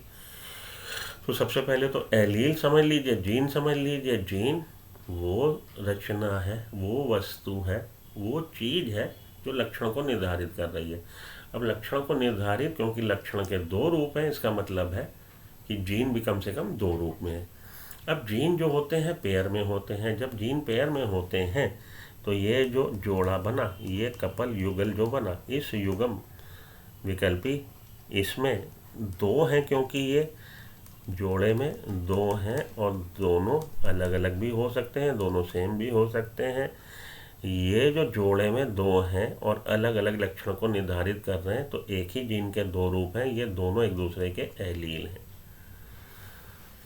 विकल्पी विपरीत लक्षणों के संकेतक जोड़े को, विपरीत लक्षणों के संकेतक जोड़े को, विकल्पी विपरीत लक्षणों के संकेतक जोड़े को युग्म विकल्पी कहा जाता है, ठीक है। एक ही जीन के थोड़े से भिन्न रूप होते हैं, ठीक है। तो विपरीत लक्षणों के संकेतक जोड़े को हम लोग बोल रहे हैं एलील। यदि हम प्रत्येक जीन को F1 पीढ़ी में व्यक्त होता है, जो व्यक्त होता है उसको कैपिटल अक्षर से, तथा विपरीत लक्षण के जीन को छोटे अक्षर से व्यक्त किया जाता है। उदाहरण के तौर पर ऊंचाई के लक्षण में, तने की लंबाई के लक्षण में लंबे के लिए कैपिटल टी और बोने के लिए small T, lower case T का प्रयोग किया। कैपिटल टी और लोअर टी एक दूसरे के युग्म विकल्पी हैं, ये एक दूसरे के एलील हैं, कैपिटल टी और लोअर टी। दोनों शब्दों में, दूसरे शब्दों में पौधे में ऊंचाई के एलील के जोड़े इस प्रकार होंगे। तो पौधे में ये जो फैक्टर होते हैं जोड़े में होते हैं। अब हमारे पास ये सेवा उपलब्ध है, तो जोड़ा किस किस का बन सकता है? जोड़ा इसका भी बन सकता है, जोड़ा इसका भी बन सकता है, जोड़ा इसका भी बन सकता है। Capital T, small T, lower case T. Mendel ने प्रस्तावित किया तद्रूप प्रजननक्षम मटर की फली या बौनी प्रजाति में एलील जोड़ा समयुग्मी युग्मजी अर्थात कैपिटल टी या स्मॉल टी है। तो मेंडल ने ये प्रस्तावना दी कि तद्रुप प्रजनन सम मटर की फली, तद्रुप प्रजनन सम मटर की फली, तद्रुप प्रजनन सम अभी हम लोगों ने पढ़ा था क्या होता है, ट्रू ब्रीडिंग, कि जो अपने को लक्षण वही दिखाएगा, भटकेगा नहीं, पथ से भटकेगा नहीं, एक ही पथ पे चल रहा ही, यूं ही चल रहा ही, जैसा शुरुआत करी वो आगे कई पीढ़ी तक उसी लक्षण को उसी तरह से दिखाता रहेगा। तो लंबे का हमेशा लंबा ही प्लांट बनेगा, छोटे का हमेशा छोटा ही प्लांट बनेगा। इसी को बोला था ट्रू ब्रीडिंग, और शुरुआत यहीं से करी। तो दोस्त ने बोला जो ट्रू ब्रीडिंग होते हैं तद्रुप प्रजनन सम प्राणी होते हैं, उनमें जो एलील का जोड़ा है, ये जो एलील का जोड़ा है वो सम युग्मजी होता है, एक ही होता है, अलग अलग नहीं होता, सम युग्मजी या होमोजाइगस। ठीक है, तो जो तद्रुप प्रजनन सम प्राणी होगा उसमें उस लक्षण के लिए जो एलील होंगे वो सेम होंगे, एक जैसे होंगे, एलील जोड़ा समयुग्मजी होगा। तो या तो कैपिटल टी लंबा पौधा या लोअर केस टी छोटा पौधा। कैपिटल टी या छोटे टी को हम पौधे का जीनोटाइप जीन प्रारूप और लंबे बौने को फिनोटाइप वृक्ष प्रारूप कहा गया। अब ये कैपिटल टी क्या दिखा रहा है, उसका आनुवंशिकी विन्यास की, वो कैसा बना है। तो ये हो गया जीनोटाइप कि कैसा बना है, जीन प्रारूप कैसा है उसका, उसके जीन का कॉन्फ़िगरेशन कैसा है, जीन प्रारूप कैसा है, ये उसका जीनोटाइप बता रहा है। और ये दिखने में कैसा है, लंबा, वो उसका फिनोटाइप फिजिकल अपीयरेंस बता रहा। तो जीनोटाइप होता है बना कैसा है, और फिनोटाइप होता है कि दिखता कैसा है। जीनोटाइप की वो बना, उसके पास जो जीन है वो कैपिटल टी है, दिखेगा कैसा, लंबा प्लांट दिखाई देगा। अगर किसी पौधे का genotype capital T lower T है तो उसका फिनोटाइप क्या होगा। अब देखिए यहाँ पे तो कोई दिक्कत ही नहीं, क्योंकि ये दोनों मिलके, ये भी चाहता है लंबा, ये भी चाहता है लंबा, लंबा पौधा बन गया, ये चाहता है छोटा, ये चाहता है छोटा, छोटा पौधा बन गया। लड़ाई झगड़ा कहाँ चालू हुआ, लड़ाई झगड़ा चालू ये हुआ कि सत्ता पे काबिज कौन होगा, जब जीनोटाइप ये है। क्योंकि factor are responsible for controlling the expression of a trait. Factor responsible है, फैक्टर अगर इन पेयर में होते हैं, तो पेयर में अगर ये विपरीत लक्षण को निर्धारित करने वाले आ गए, तो एक आपका राइट विंग का लीडर, एक आपका लेफ्ट विंग का लीडर, तो क्या होगा, तो होगा भैया या तो जूतम पैजर होगा, या इसको ये दबा लेगा या इसको ये दबा लेगा, चलेगी तो आखिर एक ही की। जब माता पिता में भी देख लीजिए ना, एक ही की चलती घर में, दूसरे की नहीं चलती। एक जबर होता है, जो जबर होता है अपनी बात मनवा लेता है, वो डोमिनेंट, जो F1 जनरेशन में अपने को रिप्रेजेंट कर देगा वो डोमिनेंट, और जो बेचारा दब जाएगा दूसरे की उपस्थिति में, अपने को रिप्रेजेंट नहीं कर पाएगा, वो रिसेसिव। तो प्रभावशाली और अप्रभावशाली। विषम युग्मजी कंडीशन में विन्यास में जो एलील अपने को रिप्रेजेंट कर देता है, प्रदर्शित कर देता है, वो एलील कहलाता है डोमिनेंट प्रभावी। और जो एलील अपने को रिप्रेजेंट नहीं कर पाता, अपने को एक्सप्रेस नहीं कर पाता, अपने को प्रदर्शित नहीं कर पाता, अपने मन की नहीं चला पाता, वो कहलाता है रिसेसिव या अप्रभावी। मेंडल ने पाया कि F1 विषम युग्मजी, सम युग्मजी में तो दिक्कत ही नहीं है, दोनों एक ही दिशा में जा रहे हैं, यहाँ पे भी दोनों एक ही दिशा में जा रहे हैं, उनकी आपस में रमज मिल रही है। यहाँ पे एक उसको इस दिशा की तरफ खींच रहा है, एक उसको उस दिशा की तरफ, विपरीत ध्रुव पे जाना है, क्योंकि कॉन्ट्रास्टिंग ट्रेट है, एक दिन है एक रात है, एक उसको इधर ले जाना चाहता है, एक उसको उधर ले जाना चाहता है, अपने एक्सप्रेशन दिखाना चाहता। मेंडल ने पाया कि F1 विषम युग्मजी कैपिटल टी लोअर टी का फिनोटाइप दिखने में बिल्कुल, तो फिनोटिपिकली दिखने में, बाहर से दिखने में ये भी पौधा लंबा हो जाएगा, ये अपनी चला लेगा, लेकिन जीनोटाइप अलग है। तो कैपिटल टी भी लंबा और ये भी लंबा, लेकिन जीनोटाइप दोनों का अलग अलग। इसलिए उसने प्रस्ताव दिया, मेंडल ने प्रस्ताव दिया कि असमान कारकों के जोड़ों में से एक दूसरे के ऊपर प्रभावी है।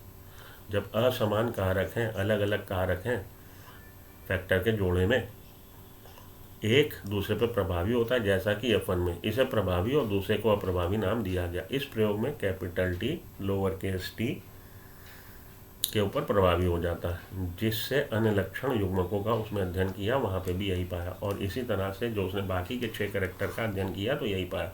प्रभाविता और प्रभाविता की संकल्पना को याद रखने के लिए यही सुविधाजनक होगा कि बड़े और छोटे अक्षरों का प्रयोग किया जाए। तो अब हमने प्रभावी, डोमिनेंट और रिसेसिव एलील को अगर हम एक्सप्रेस करना चाहें तो हम ABCDEF ये लेंगे अल्फ़ाबेट, रायता फैल जाएगा। हमें रायता नहीं फैलाना, हमें उसको इस तरह से समझाना है कि उसको आपको याद भी हो जाए। तो जो ट्रेट अपने को दिखा रहा है F1 जनरेशन में, उसके पहले अल्फ़ाबेट से हम कैपिटल एलील को और छोटे अल्फ़ाबेट से लोअर केस अल्फ़ाबेट से रिसेसिव एलील को रिप्रेजेंट कर देंगे। तो लंबे के लिए कैपिटल टी और बौने के लिए डी का प्रयोग ना करके हम किसको लिख देंगे, लोअर केस टी। तो अगर टी और डी लिख दिया तो अब सीड के कलर के लिए ग्रीन और येलो लिखोगे, फिर सीड के शेप के लिए राउंड रिंकल लिखोगे तो देखिए 6 अल्फ़ाबेट हो जाएंगे, दिक्कत हो जाएगी। तो कैपिटल टी स्मॉल टी। अब यहाँ पे सीड का कलर येलो और ग्रीन और सीड का शेप राउंड और रिंकल्ड। तो अब आपके 3 ही अल्फ़ाबेट से, और अब आप समझ गए कि ये R stands for round and lower R stands for wrinkled, capital T stands for tall and lower T for drop, capital Y for yellow and lower Y for green. आसान हो जाएगा, रायता कम फैलेगा, अतः याद रखने में आसानी हो जाएगी। तो क्या टी और डी एक ही जीन के एलील हैं या नहीं है? तो टी और डी एक ही जीन के एलील हैं। समयुग्मजी मामलों में एलील समान होते हैं। होमोजाइगस कंडीशन हम तब बोलते हैं जब एलील सेम हो, जैसे कैपिटल टी लोअर टी। और होमोजाइगस कंडीशन में, हीट्रोजाइगस विषम युग्मजी मामलों में असमान होते हैं, जैसे lower case T small T, lower case T capital T, क्योंकि इस कैपिटल टी स्मॉल टी पौधा एक लक्षण को नियंत्रित जीन के लिहाज से विषम युग्मजी है। अब ये कैपिटल टी और स्मॉल टी हीट्रोजाइगस कंडीशन है, क्योंकि दोनों एलील अलग अलग हैं, अतः इसे एक संकर हाइब्रिड, मोनोहाइब्रिड कहा जाता है, क्योंकि एक जीन के एलील के लिए अलग अलग है, इसलिए इसको मोनोहाइब्रिड, केवल एक लक्षण के लिए अलग है। अगर ये capital R lower R capital T lower T होता तो हम बोलते हैं डाई हाइब्रिड है, और इसके बीच के क्रॉस को हम मोनोहाइब्रिड क्रॉस, ये दो ऐसे प्लांट को क्रॉस कराया गया जो केवल एक लक्षण के लिए अलग हैं, बाकी के लिए समान है। ये जो बना, ये बना है आपका मोनोहाइब्रिड और बना है bye means of monohybrid cross. ठीक, इस आखिरी में आइए, इस प्रक्षेपण से अप्रभावी जन की विशेषक की अभिव्यक्ति बिना किसी भी सम्मिश्रण से F2 जीनी में हो जाती है। इससे हमने ये माना, इस प्रक्रिया से, इस प्रक्षेपण से इसी तरह से हम चलेंगे, तभी अप्रभावी जन की विशेषक जो F1 पीढ़ी में रिसेसिव एलील था, अपने को दिखा नहीं पाया था, उसकी अभिव्यक्ति बिना किसी प्रकार के, बिना किसी मिलावट के F2 पीढ़ी में हो जाती है। इस प्रक्षेपण से, इस प्रेक्षण से, ये जो हमने विजिट किया, ये जो हमने ऑब्जर्व किया, ये जो हमने फाइंडिंग देखी, क्या फाइंडिंग देखी कि F2 जनरेशन में जो लक्षण गायब हो गया था वो पुनः प्रदर्शित हो गया। इस फाइंडिंग से, इस प्रेक्षण से, ये जो फाइंडिंग थी, ये जो हमने फाइंडिंग पाई अपने एक्सपेरिमेंट से, ये जो हम देख पाए कि भैया F2 जनरेशन में वो लक्षण पुनः प्रदर्शित हो गया जो F1 जनरेशन में नहीं आया था। हम ये निष्कर्ष निकाल सकते हैं कि जब अर्धसूत्री विभाजन, कोशिका विभाजन होता है, और अर्धसूत्री विभाजन के समय लंबे व बने पौधे जो बौने पौधे हैं युग्मकों का उत्पादन करते हैं, तो लंबा पौधा हो भले छोटा पौधा हो, उसमें गैमीट बनेंगे। तो हालांकि जीव में, प्लांट में तो ये जोड़े में है, कौन, फैक्टर, कारक, लेकिन जब युग्मक बनते हैं तो ये अलग अलग हो जाते हैं, एलील एक दूसरे से अलग अलग हो जाएंगे, और गैमीट में केवल एक ही आएगा और केवल एक ही एलील युग्मक में प्रेक्षित होगा। एलीलों का यह भी संयोजन यादृच्छिक होता है। अब जब एलील एक दूसरे से अलग अलग होते हैं वो रैंडम है, यादृच्छिक है, स्वैच्छिक नहीं है, कि वो मतलब प्री प्लान नहीं है या उनकी इच्छा से वो नहीं जा रहे, वो एट रैंडम कोई भी किधर चला जाएगा। तो ये कैपिटल टी स्मॉल टी जब एक दूसरे से अलग होंगे गैमीट में, तो भैया 50% गैमीट में ये वाला एलील आ जाएगा और 50% गैमीट में ये वाला एलील आ जाएगा। क्योंकि ये कैसा है, रैंडम, इनका अलग होना रैंडम है, प्लान नहीं है, फेवर्ड नहीं है कि हम बोले कि यही जाएगा भैया आगे, ये डोमिनेंट जाएगा ये नहीं जाएगा, नहीं, दोनों में से कोई भी कभी भी। तो 50% चांस इसके आने के, 50% चांस इसके आने के। जब भी आप सिक्का उछालते हैं तो भले आप 10 बार टॉस द कॉइन, आप 10 बार उछालिए और 8 बार हेड्स आ जाए, 2 बार टेल आए, लेकिन at the time of tossing the coin, जब आप टॉस करते हैं कॉइन को, तो जब भी आप टॉस करते हैं, उछालते हैं, तो 50% चांस होता है कि हेड्स आए और 50% चांस होता है कि टेल आए। तो ये रैंडम प्रोसेस है, जो कि युग्मक में कोई एक एलील होने की संभावना 50% होती है। ठीक है, तो युग्मक में, गैमीट में कोई भी एक एलील आएगी, इसकी संभावना कितनी है, 50% है। ऐसा संकर प्रयोगों द्वारा सत्यापित हो चुका है और ऐसा हाइब्रिड क्रॉस के द्वारा हम लोग प्रूव भी कर चुके हैं। इस प्रकार लंबे पौधे के युग्मकों में कैपिटल टी एलील और बौने पौधे के युग्मकों में लोअर केस टी एलील होता है। निषेचन के समय यह दोनों एलील एक जनक से पराग के माध्यम से और दूसरे जनक के अंड के माध्यम से, तो जब निषेचन होता है तो एक मेल पेरेंट और एक फीमेल पेरेंट, मेल पेरेंट में परागकण के माध्यम से और फीमेल पेरेंट में अंड के माध्यम से ये नेक्स्ट जनरेशन में कंट्रीब्यूट किए जाते हैं, आकर युग्मक करके ऐसे जाइगोट का निर्माण करते हैं। और ये दोनों गैमीट जब जुड़े, परागकण और अंड, तो ये लाया कैपिटल टी, ये लाया स्मॉल टी, तो युग्मनज जो बना जाइगोट, उसमें ये दोनों पुनः स्थापित हो जाएंगे। तो ओरिजिनल कंडीशन की 2 फैक्टर वो पुनः स्थापित वो कंडीशन हो जाएगी, जिसमें एक कैपिटल टी और दूसरा लोअर केस टी होगा। दूसरे शब्दों में संकरों में कैपिटल टी स्मॉल टी होते हैं।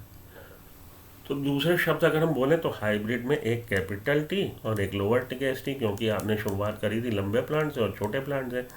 इसके जब गैमीट बने तो उसमें हमेशा कैपिटल टी ही आएगा, क्योंकि दोनों जगह कैपिटल टी है। तो 50-50% चांस, तो हमेशा गैमीट में क्या, कैपिटल टी। और इसके जो गैमीट बनेंगे एक ही जैसे बनेंगे, क्योंकि या तो ये आएगा या ये आएगा, लेकिन दोनों ही जगह लोअर केस टी है, इसलिए जितने भी गैमीट बने वो ये बने। इन दोनों के फ्यूज़न से, फर्टिलाइजेशन से जो जाइगोट बन रहा है, उसमें विषम युग्मज कंडीशन बन रही है, विषम एलील कंडीशन बन गई, हेटेरोजाइगस कंडीशन बन गई। मोनो हाइब्रिड में हमेशा दोनों एलील अलग अलग होंगे, क्योंकि इनके संक्रमण में विपरीत विशेषकों के एलील होते हैं। संकर जब कराया गया था तो उनमें विपरीत विशेषकों के एलील आ गए। इस ट्रेट को निर्धारित करने वाले कॉन्ट्रास्टिंग इनमें एलील आ गए। इन पौधों को विषम युग्मजी कहा जाता है। तो ये जो पौधे बने F1 पीढ़ी में, इनको हम विषम युग्मजी कहेंगे। पनेट स्क्वायर द्वारा नामक आरेख के अध्ययन की सहायता से जनकों द्वारा युग्मकों का उत्पादन। पनेट स्क्वायर क्या है? पनेट स्क्वायर है, ये एक ग्राफिकल रिप्रेजेंटेशन है, चेकर बोर्ड टाइप की एक रिप्रेजेंटेशन है। ग्राफिक आरेख के अध्ययन की सहायता से जनकों द्वारा युग्मकों का उत्पादन। तो हम पनेट स्क्वायर की सहायता से पेरेंट्स द्वारा उसमें बन रहे गैमीट के टाइप, युग्मनजों का निर्माण और उन युग्मक के संलयन से, फ्यूजन से जो जाइगोट बनेगा उनका निर्माण F1 जनरेशन व F2 जनरेशन में पादपों को समझाया जा सकता है। तो पनेट स्क्वायर के द्वारा हम किसी भी जनक में उसमें बन रहे युग्मक कौन कौन से, कितनी तरह के हो सकते हैं, ये एक्सप्रेस कर सकते हैं, और उनके युग्मकों के संलयन से बन रहे युग्मनज में क्या जीनोटाइप होगा, इस चीज़ को हम लोग प्रस्तावित कर सकते हैं, उनका अनुमान लगा सकते हैं। तो पनेट स्क्वायर की सहायता से, आरेखन की सहायता से जनकों द्वारा युग्मकों का उत्पादन, युग्मनजों का निर्माण तथा F1 F2 संतति पादपों को समझाया जा सकता है। इसे ब्रिटिश जेनेटिस्ट आनुवंशिकीविद रेजिनाल्ड सी पनेट ने विकसित किया था। ये क्वेश्चन आपके नीट में आ चुका है। नीट का क्वेश्चन है, who propose the Punnett square? Reginald C Punnett. यह आरेख आनुवंशिकी संकरण प्रयोगों में संतति के सभी संभावित, जितनी भी पॉसिबिलिटी है जीनोटाइप की गणना करने के लिए बनाया गया। तो ये जो चेकर बोर्ड टाइप का आनुवंशिकी संकरण प्रयोग में इस आरेख के द्वारा आनुवंशिक संकरण प्रयोगों में संतति के सभी संभाव्य जीनोटाइप। तो संतान के जितने भी पॉसिबल प्रोबेबल जीनोटाइप है उसको कैलकुलेट करने का लिए बनाया गया। सभी संभाव्य युग्मकों को सबसे ऊपर की कतार में बाईं ओर के स्तंभ में दोनों तरफ लिखा जाता है। तो जितने भी युग्मक संभावित हैं उनको सबसे ऊपर की कतार में बाईं तरफ के स्तंभ के दोनों ओर लिखा जाएगा। तो सबसे ऊपर की कतार में बाईं ओर लेफ्ट हैंड साइड के दोनों ओर लिख दिया जाएगा। तो लेफ्ट हैंड साइड के दोनों ओर एक तरफ आप फीमेल पेरेंट के और एक तरफ आप मेल पेरेंट के संभावित पॉसिबल गैमीट लिख देंगे। सारे संभावित संयोजनों का प्रतिरूपण नीचे के वर्गों में किया जाता। अब इनका ये जो गैमीट अलग अलग बन गए हैं, इसके कौन से गैमीट का फ्यूज़न किसके साथ होने की प्रोबेबिलिटी चांस है उसको हम लोग इन बॉक्सेस में रिप्रेजेंट कर देते हैं। तो लेफ्ट हैंड साइड ऊपर और दोनों तरफ हम लोग डिफरेंट टाइप ऑफ गैमीट वो लिख देंगे और इन गैमीट्स के फ्यूज़न से कितनी तरह के जाइगोट बन सकते हैं वो चेकर बोर्ड में यहाँ भर देंगे। तो बेसिकली हम लोग क्या कर रहे हैं, पनेट स्क्वायर से हम लोग इस बात की संभावना प्रोबेबिलिटी किसके कॉम्बिनेशन के कितने प्रतिशत बनने के चांस हैं उसका हम लोग कैलकुलेशन कर सकते हैं पनेट स्क्वायर के द्वारा। तो यह आरेख पनेट स्क्वायर आनुवंशिकी संक्रमण प्रयोगों में संतति के सभी संभाव्य जीनोटाइप की गणना, जितने भी पॉसिबल जीनोटाइप हैं उनको कैलकुलेट करने के लिए बनाया गया है। सभी संभाव्य युग्मकों को सबसे ऊपर की कतार में, तो सबसे ऊपर की कतार में सभी संभाव्य युग्मकों को लेफ्ट हैंड साइड पे दोनों तरफ, इधर भी हमने लिख दिया different type of gamete, male parent can produce different type of gamete, female parent can produce. अब उन डिफरेंट टाइप के गैमीट के फ्यूज़न, इस गैमीट का फ्यूज़न इससे भी हो सकता है, इस गैमीट का फ्यूज़न इससे भी हो सकता है, इस गैमीट का फ्यूज़न इससे भी हो सकता है और इस गैमीट का फ्यूज़न इससे भी हो सकता है। ठीक है, तो डिफरेंट टाइप के फिर से देख लीजिए। इस गैमीट का फ्यूज़न x का y के साथ XY जाइगोट बन जाएगा, x का y1 के साथ XY1, x का y2 के साथ XY2 और y3 के साथ XY3। इसी तरह से यहाँ पे x1 का x1y x1y1, ये है तरीका कैलकुलेट करने का। तो 16 different type of combination are possible due to 4 different type of gamete male parent can produce and 4 different type of gamete female parent can produce. ये है पनेट स्क्वायर। पनेट स्क्वायर पर different type के gamete जो produce हो सकते हैं, उन different type के गैमीट से जो डिफरेंट टाइप के जाइगोट बन सकते हैं। तो कौन से कितने प्रोबेबिलिटी है कितने तरह के बनने की, ये आप पनेट स्क्वायर द्वारा कैलकुलेट कर सकते हैं। तो सभी संभाव्य युग्मकों को सबसे ऊपर की कतार में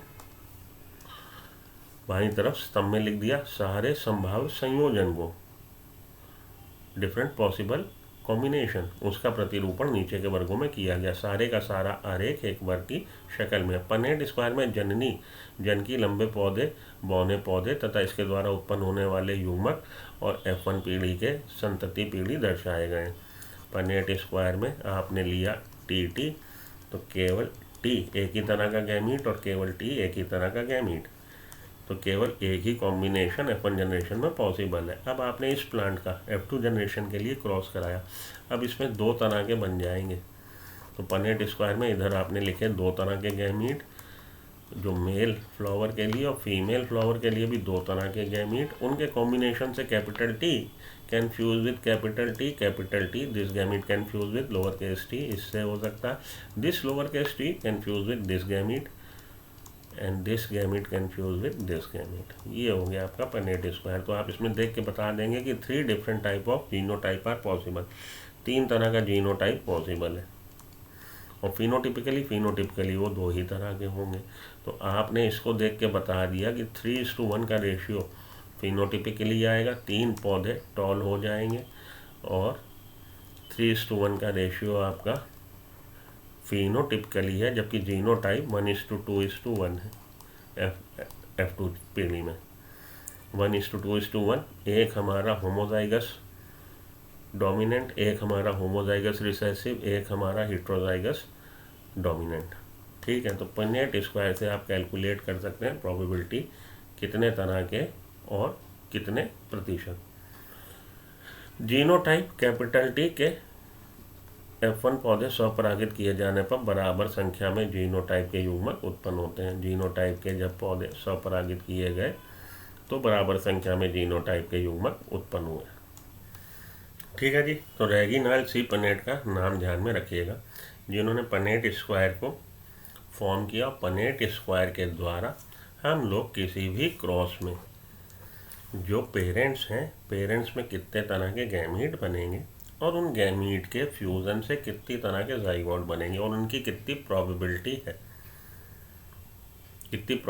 है, ये सारी बातें हम, कितने पॉसिबल कॉम्बिनेशन है और हर एक का कितना परसेंटेज है, ये बातें हम कैलकुलेट कर सकते हैं। जड़ में बात ये है, किसने डेवलप किया था? रेगिनाल्ड सी पनेट ने डेवलप किया था। यह आरेख आनुवंशिकी संक्रमण प्रयोगों में संतति के सभी संभाव जीनोटाइप, तो किसी भी गिवन क्रॉस में जेनेटिकली क्रॉस में कितनी तरह के जीनोटाइप बन सकते हैं संतान के, उसको अगर हम कैलकुलेट करना चाहें, ये वाली लाइनें ध्यान में रखिए। यह आरेख आनुवंशिकी संक्रमण प्रयोगों में संतति के सभी संभावित genotype, all the possible genotype of the daughter generation can be calculated by means of Punnett square कर सकते हैं। सभी संभाव युग्मकों को सबसे ऊपर की कतार में बाईं तरफ के स्तंभ में दोनों तरफ, सबसे ऊपर on the top of the left hand side on both side, हमने इधर लिखा मेल पेरेंट और इधर लिखा फीमेल पेरेंट के डिफरेंट टाइप ऑफ गैमीट। अब हर गैमीट जो फीमेल के गैमीट बने वो मेल के गैमीट से फ्यूज़ हो सकता है। रैंडम है, ये भी फर्टिलाइजेशन भी रैंडम है। तो आपको डिफरेंट टाइप के जितने पॉसिबल ज़ाइगोट हैं जेनेटिकली वो पता लग जाएंगे। और उन 16 में से 16 मानिए 16 बनना है, पनेट स्क्वायर 16 का बनना है, 16 में से 4 जगह एक ही तरह का जीनोटाइप है, तो ये भी पता लग जाएगा कि कितने तरह के जीनोटाइप और उनका कितने परसेंटेज, ये भी पता लग जाएगा। तो सभी संभाव्य युग्मकों को सबसे ऊपर की कतार में बाईं तरफ दोनों ओर लिखा जाता है। सारे संभाव्य संयोजनों का प्रतिरूपण नीचे के वर्गों में किया गया है। सारे का सारा आरेख एक वर्ग की शक्ल में है। तो यहाँ पे आके मैं रोकता हूँ क्योंकि लेक्चर लंबा हो गया। अगले लेक्चर में मैं शुरुआत करता हूँ पनेट स्क्वायर से फिर से, ठीक है। तो यहाँ पे आके रुकते हैं। अगले नेक्स्ट लेक्चर में हम लोग शुरुआत करेंगे पनेट स्क्वायर से, फिर से यहीं से शुरुआत करेंगे क्योंकि ये आखिरी के 5-10 मिनट मैं समझ रहा हूँ आप लोग को क्लियर नहीं हुए। वैसे भी जो ड्यूरेशन है लेक्चर की करीब 1.25 घंटे का हो गया है, इतनी देर आप लोग झेल ना पाओगे। फिर से नए शुरुआत से पनेट स्क्वायर से हम लोग करते हैं। यहाँ पे आके रुकता हूँ, ठीक। तो इसके आप लोग पढ़िए और नेक्स्ट लेक्चर में मिलिए पनेट स्क्वायर के। हम लोग पनेट स्क्वायर पढ़ के सिंगल जीन इनहेरिटेंस का लॉ ऑफ डोमिनेंस को डिस्कस करते हैं, फिर क्वेश्चन लगाते हैं। तो till then good luck, good bye. इसको पढ़िए, मिलते हैं ब्रेक के बाद। Have a nice day, thank you.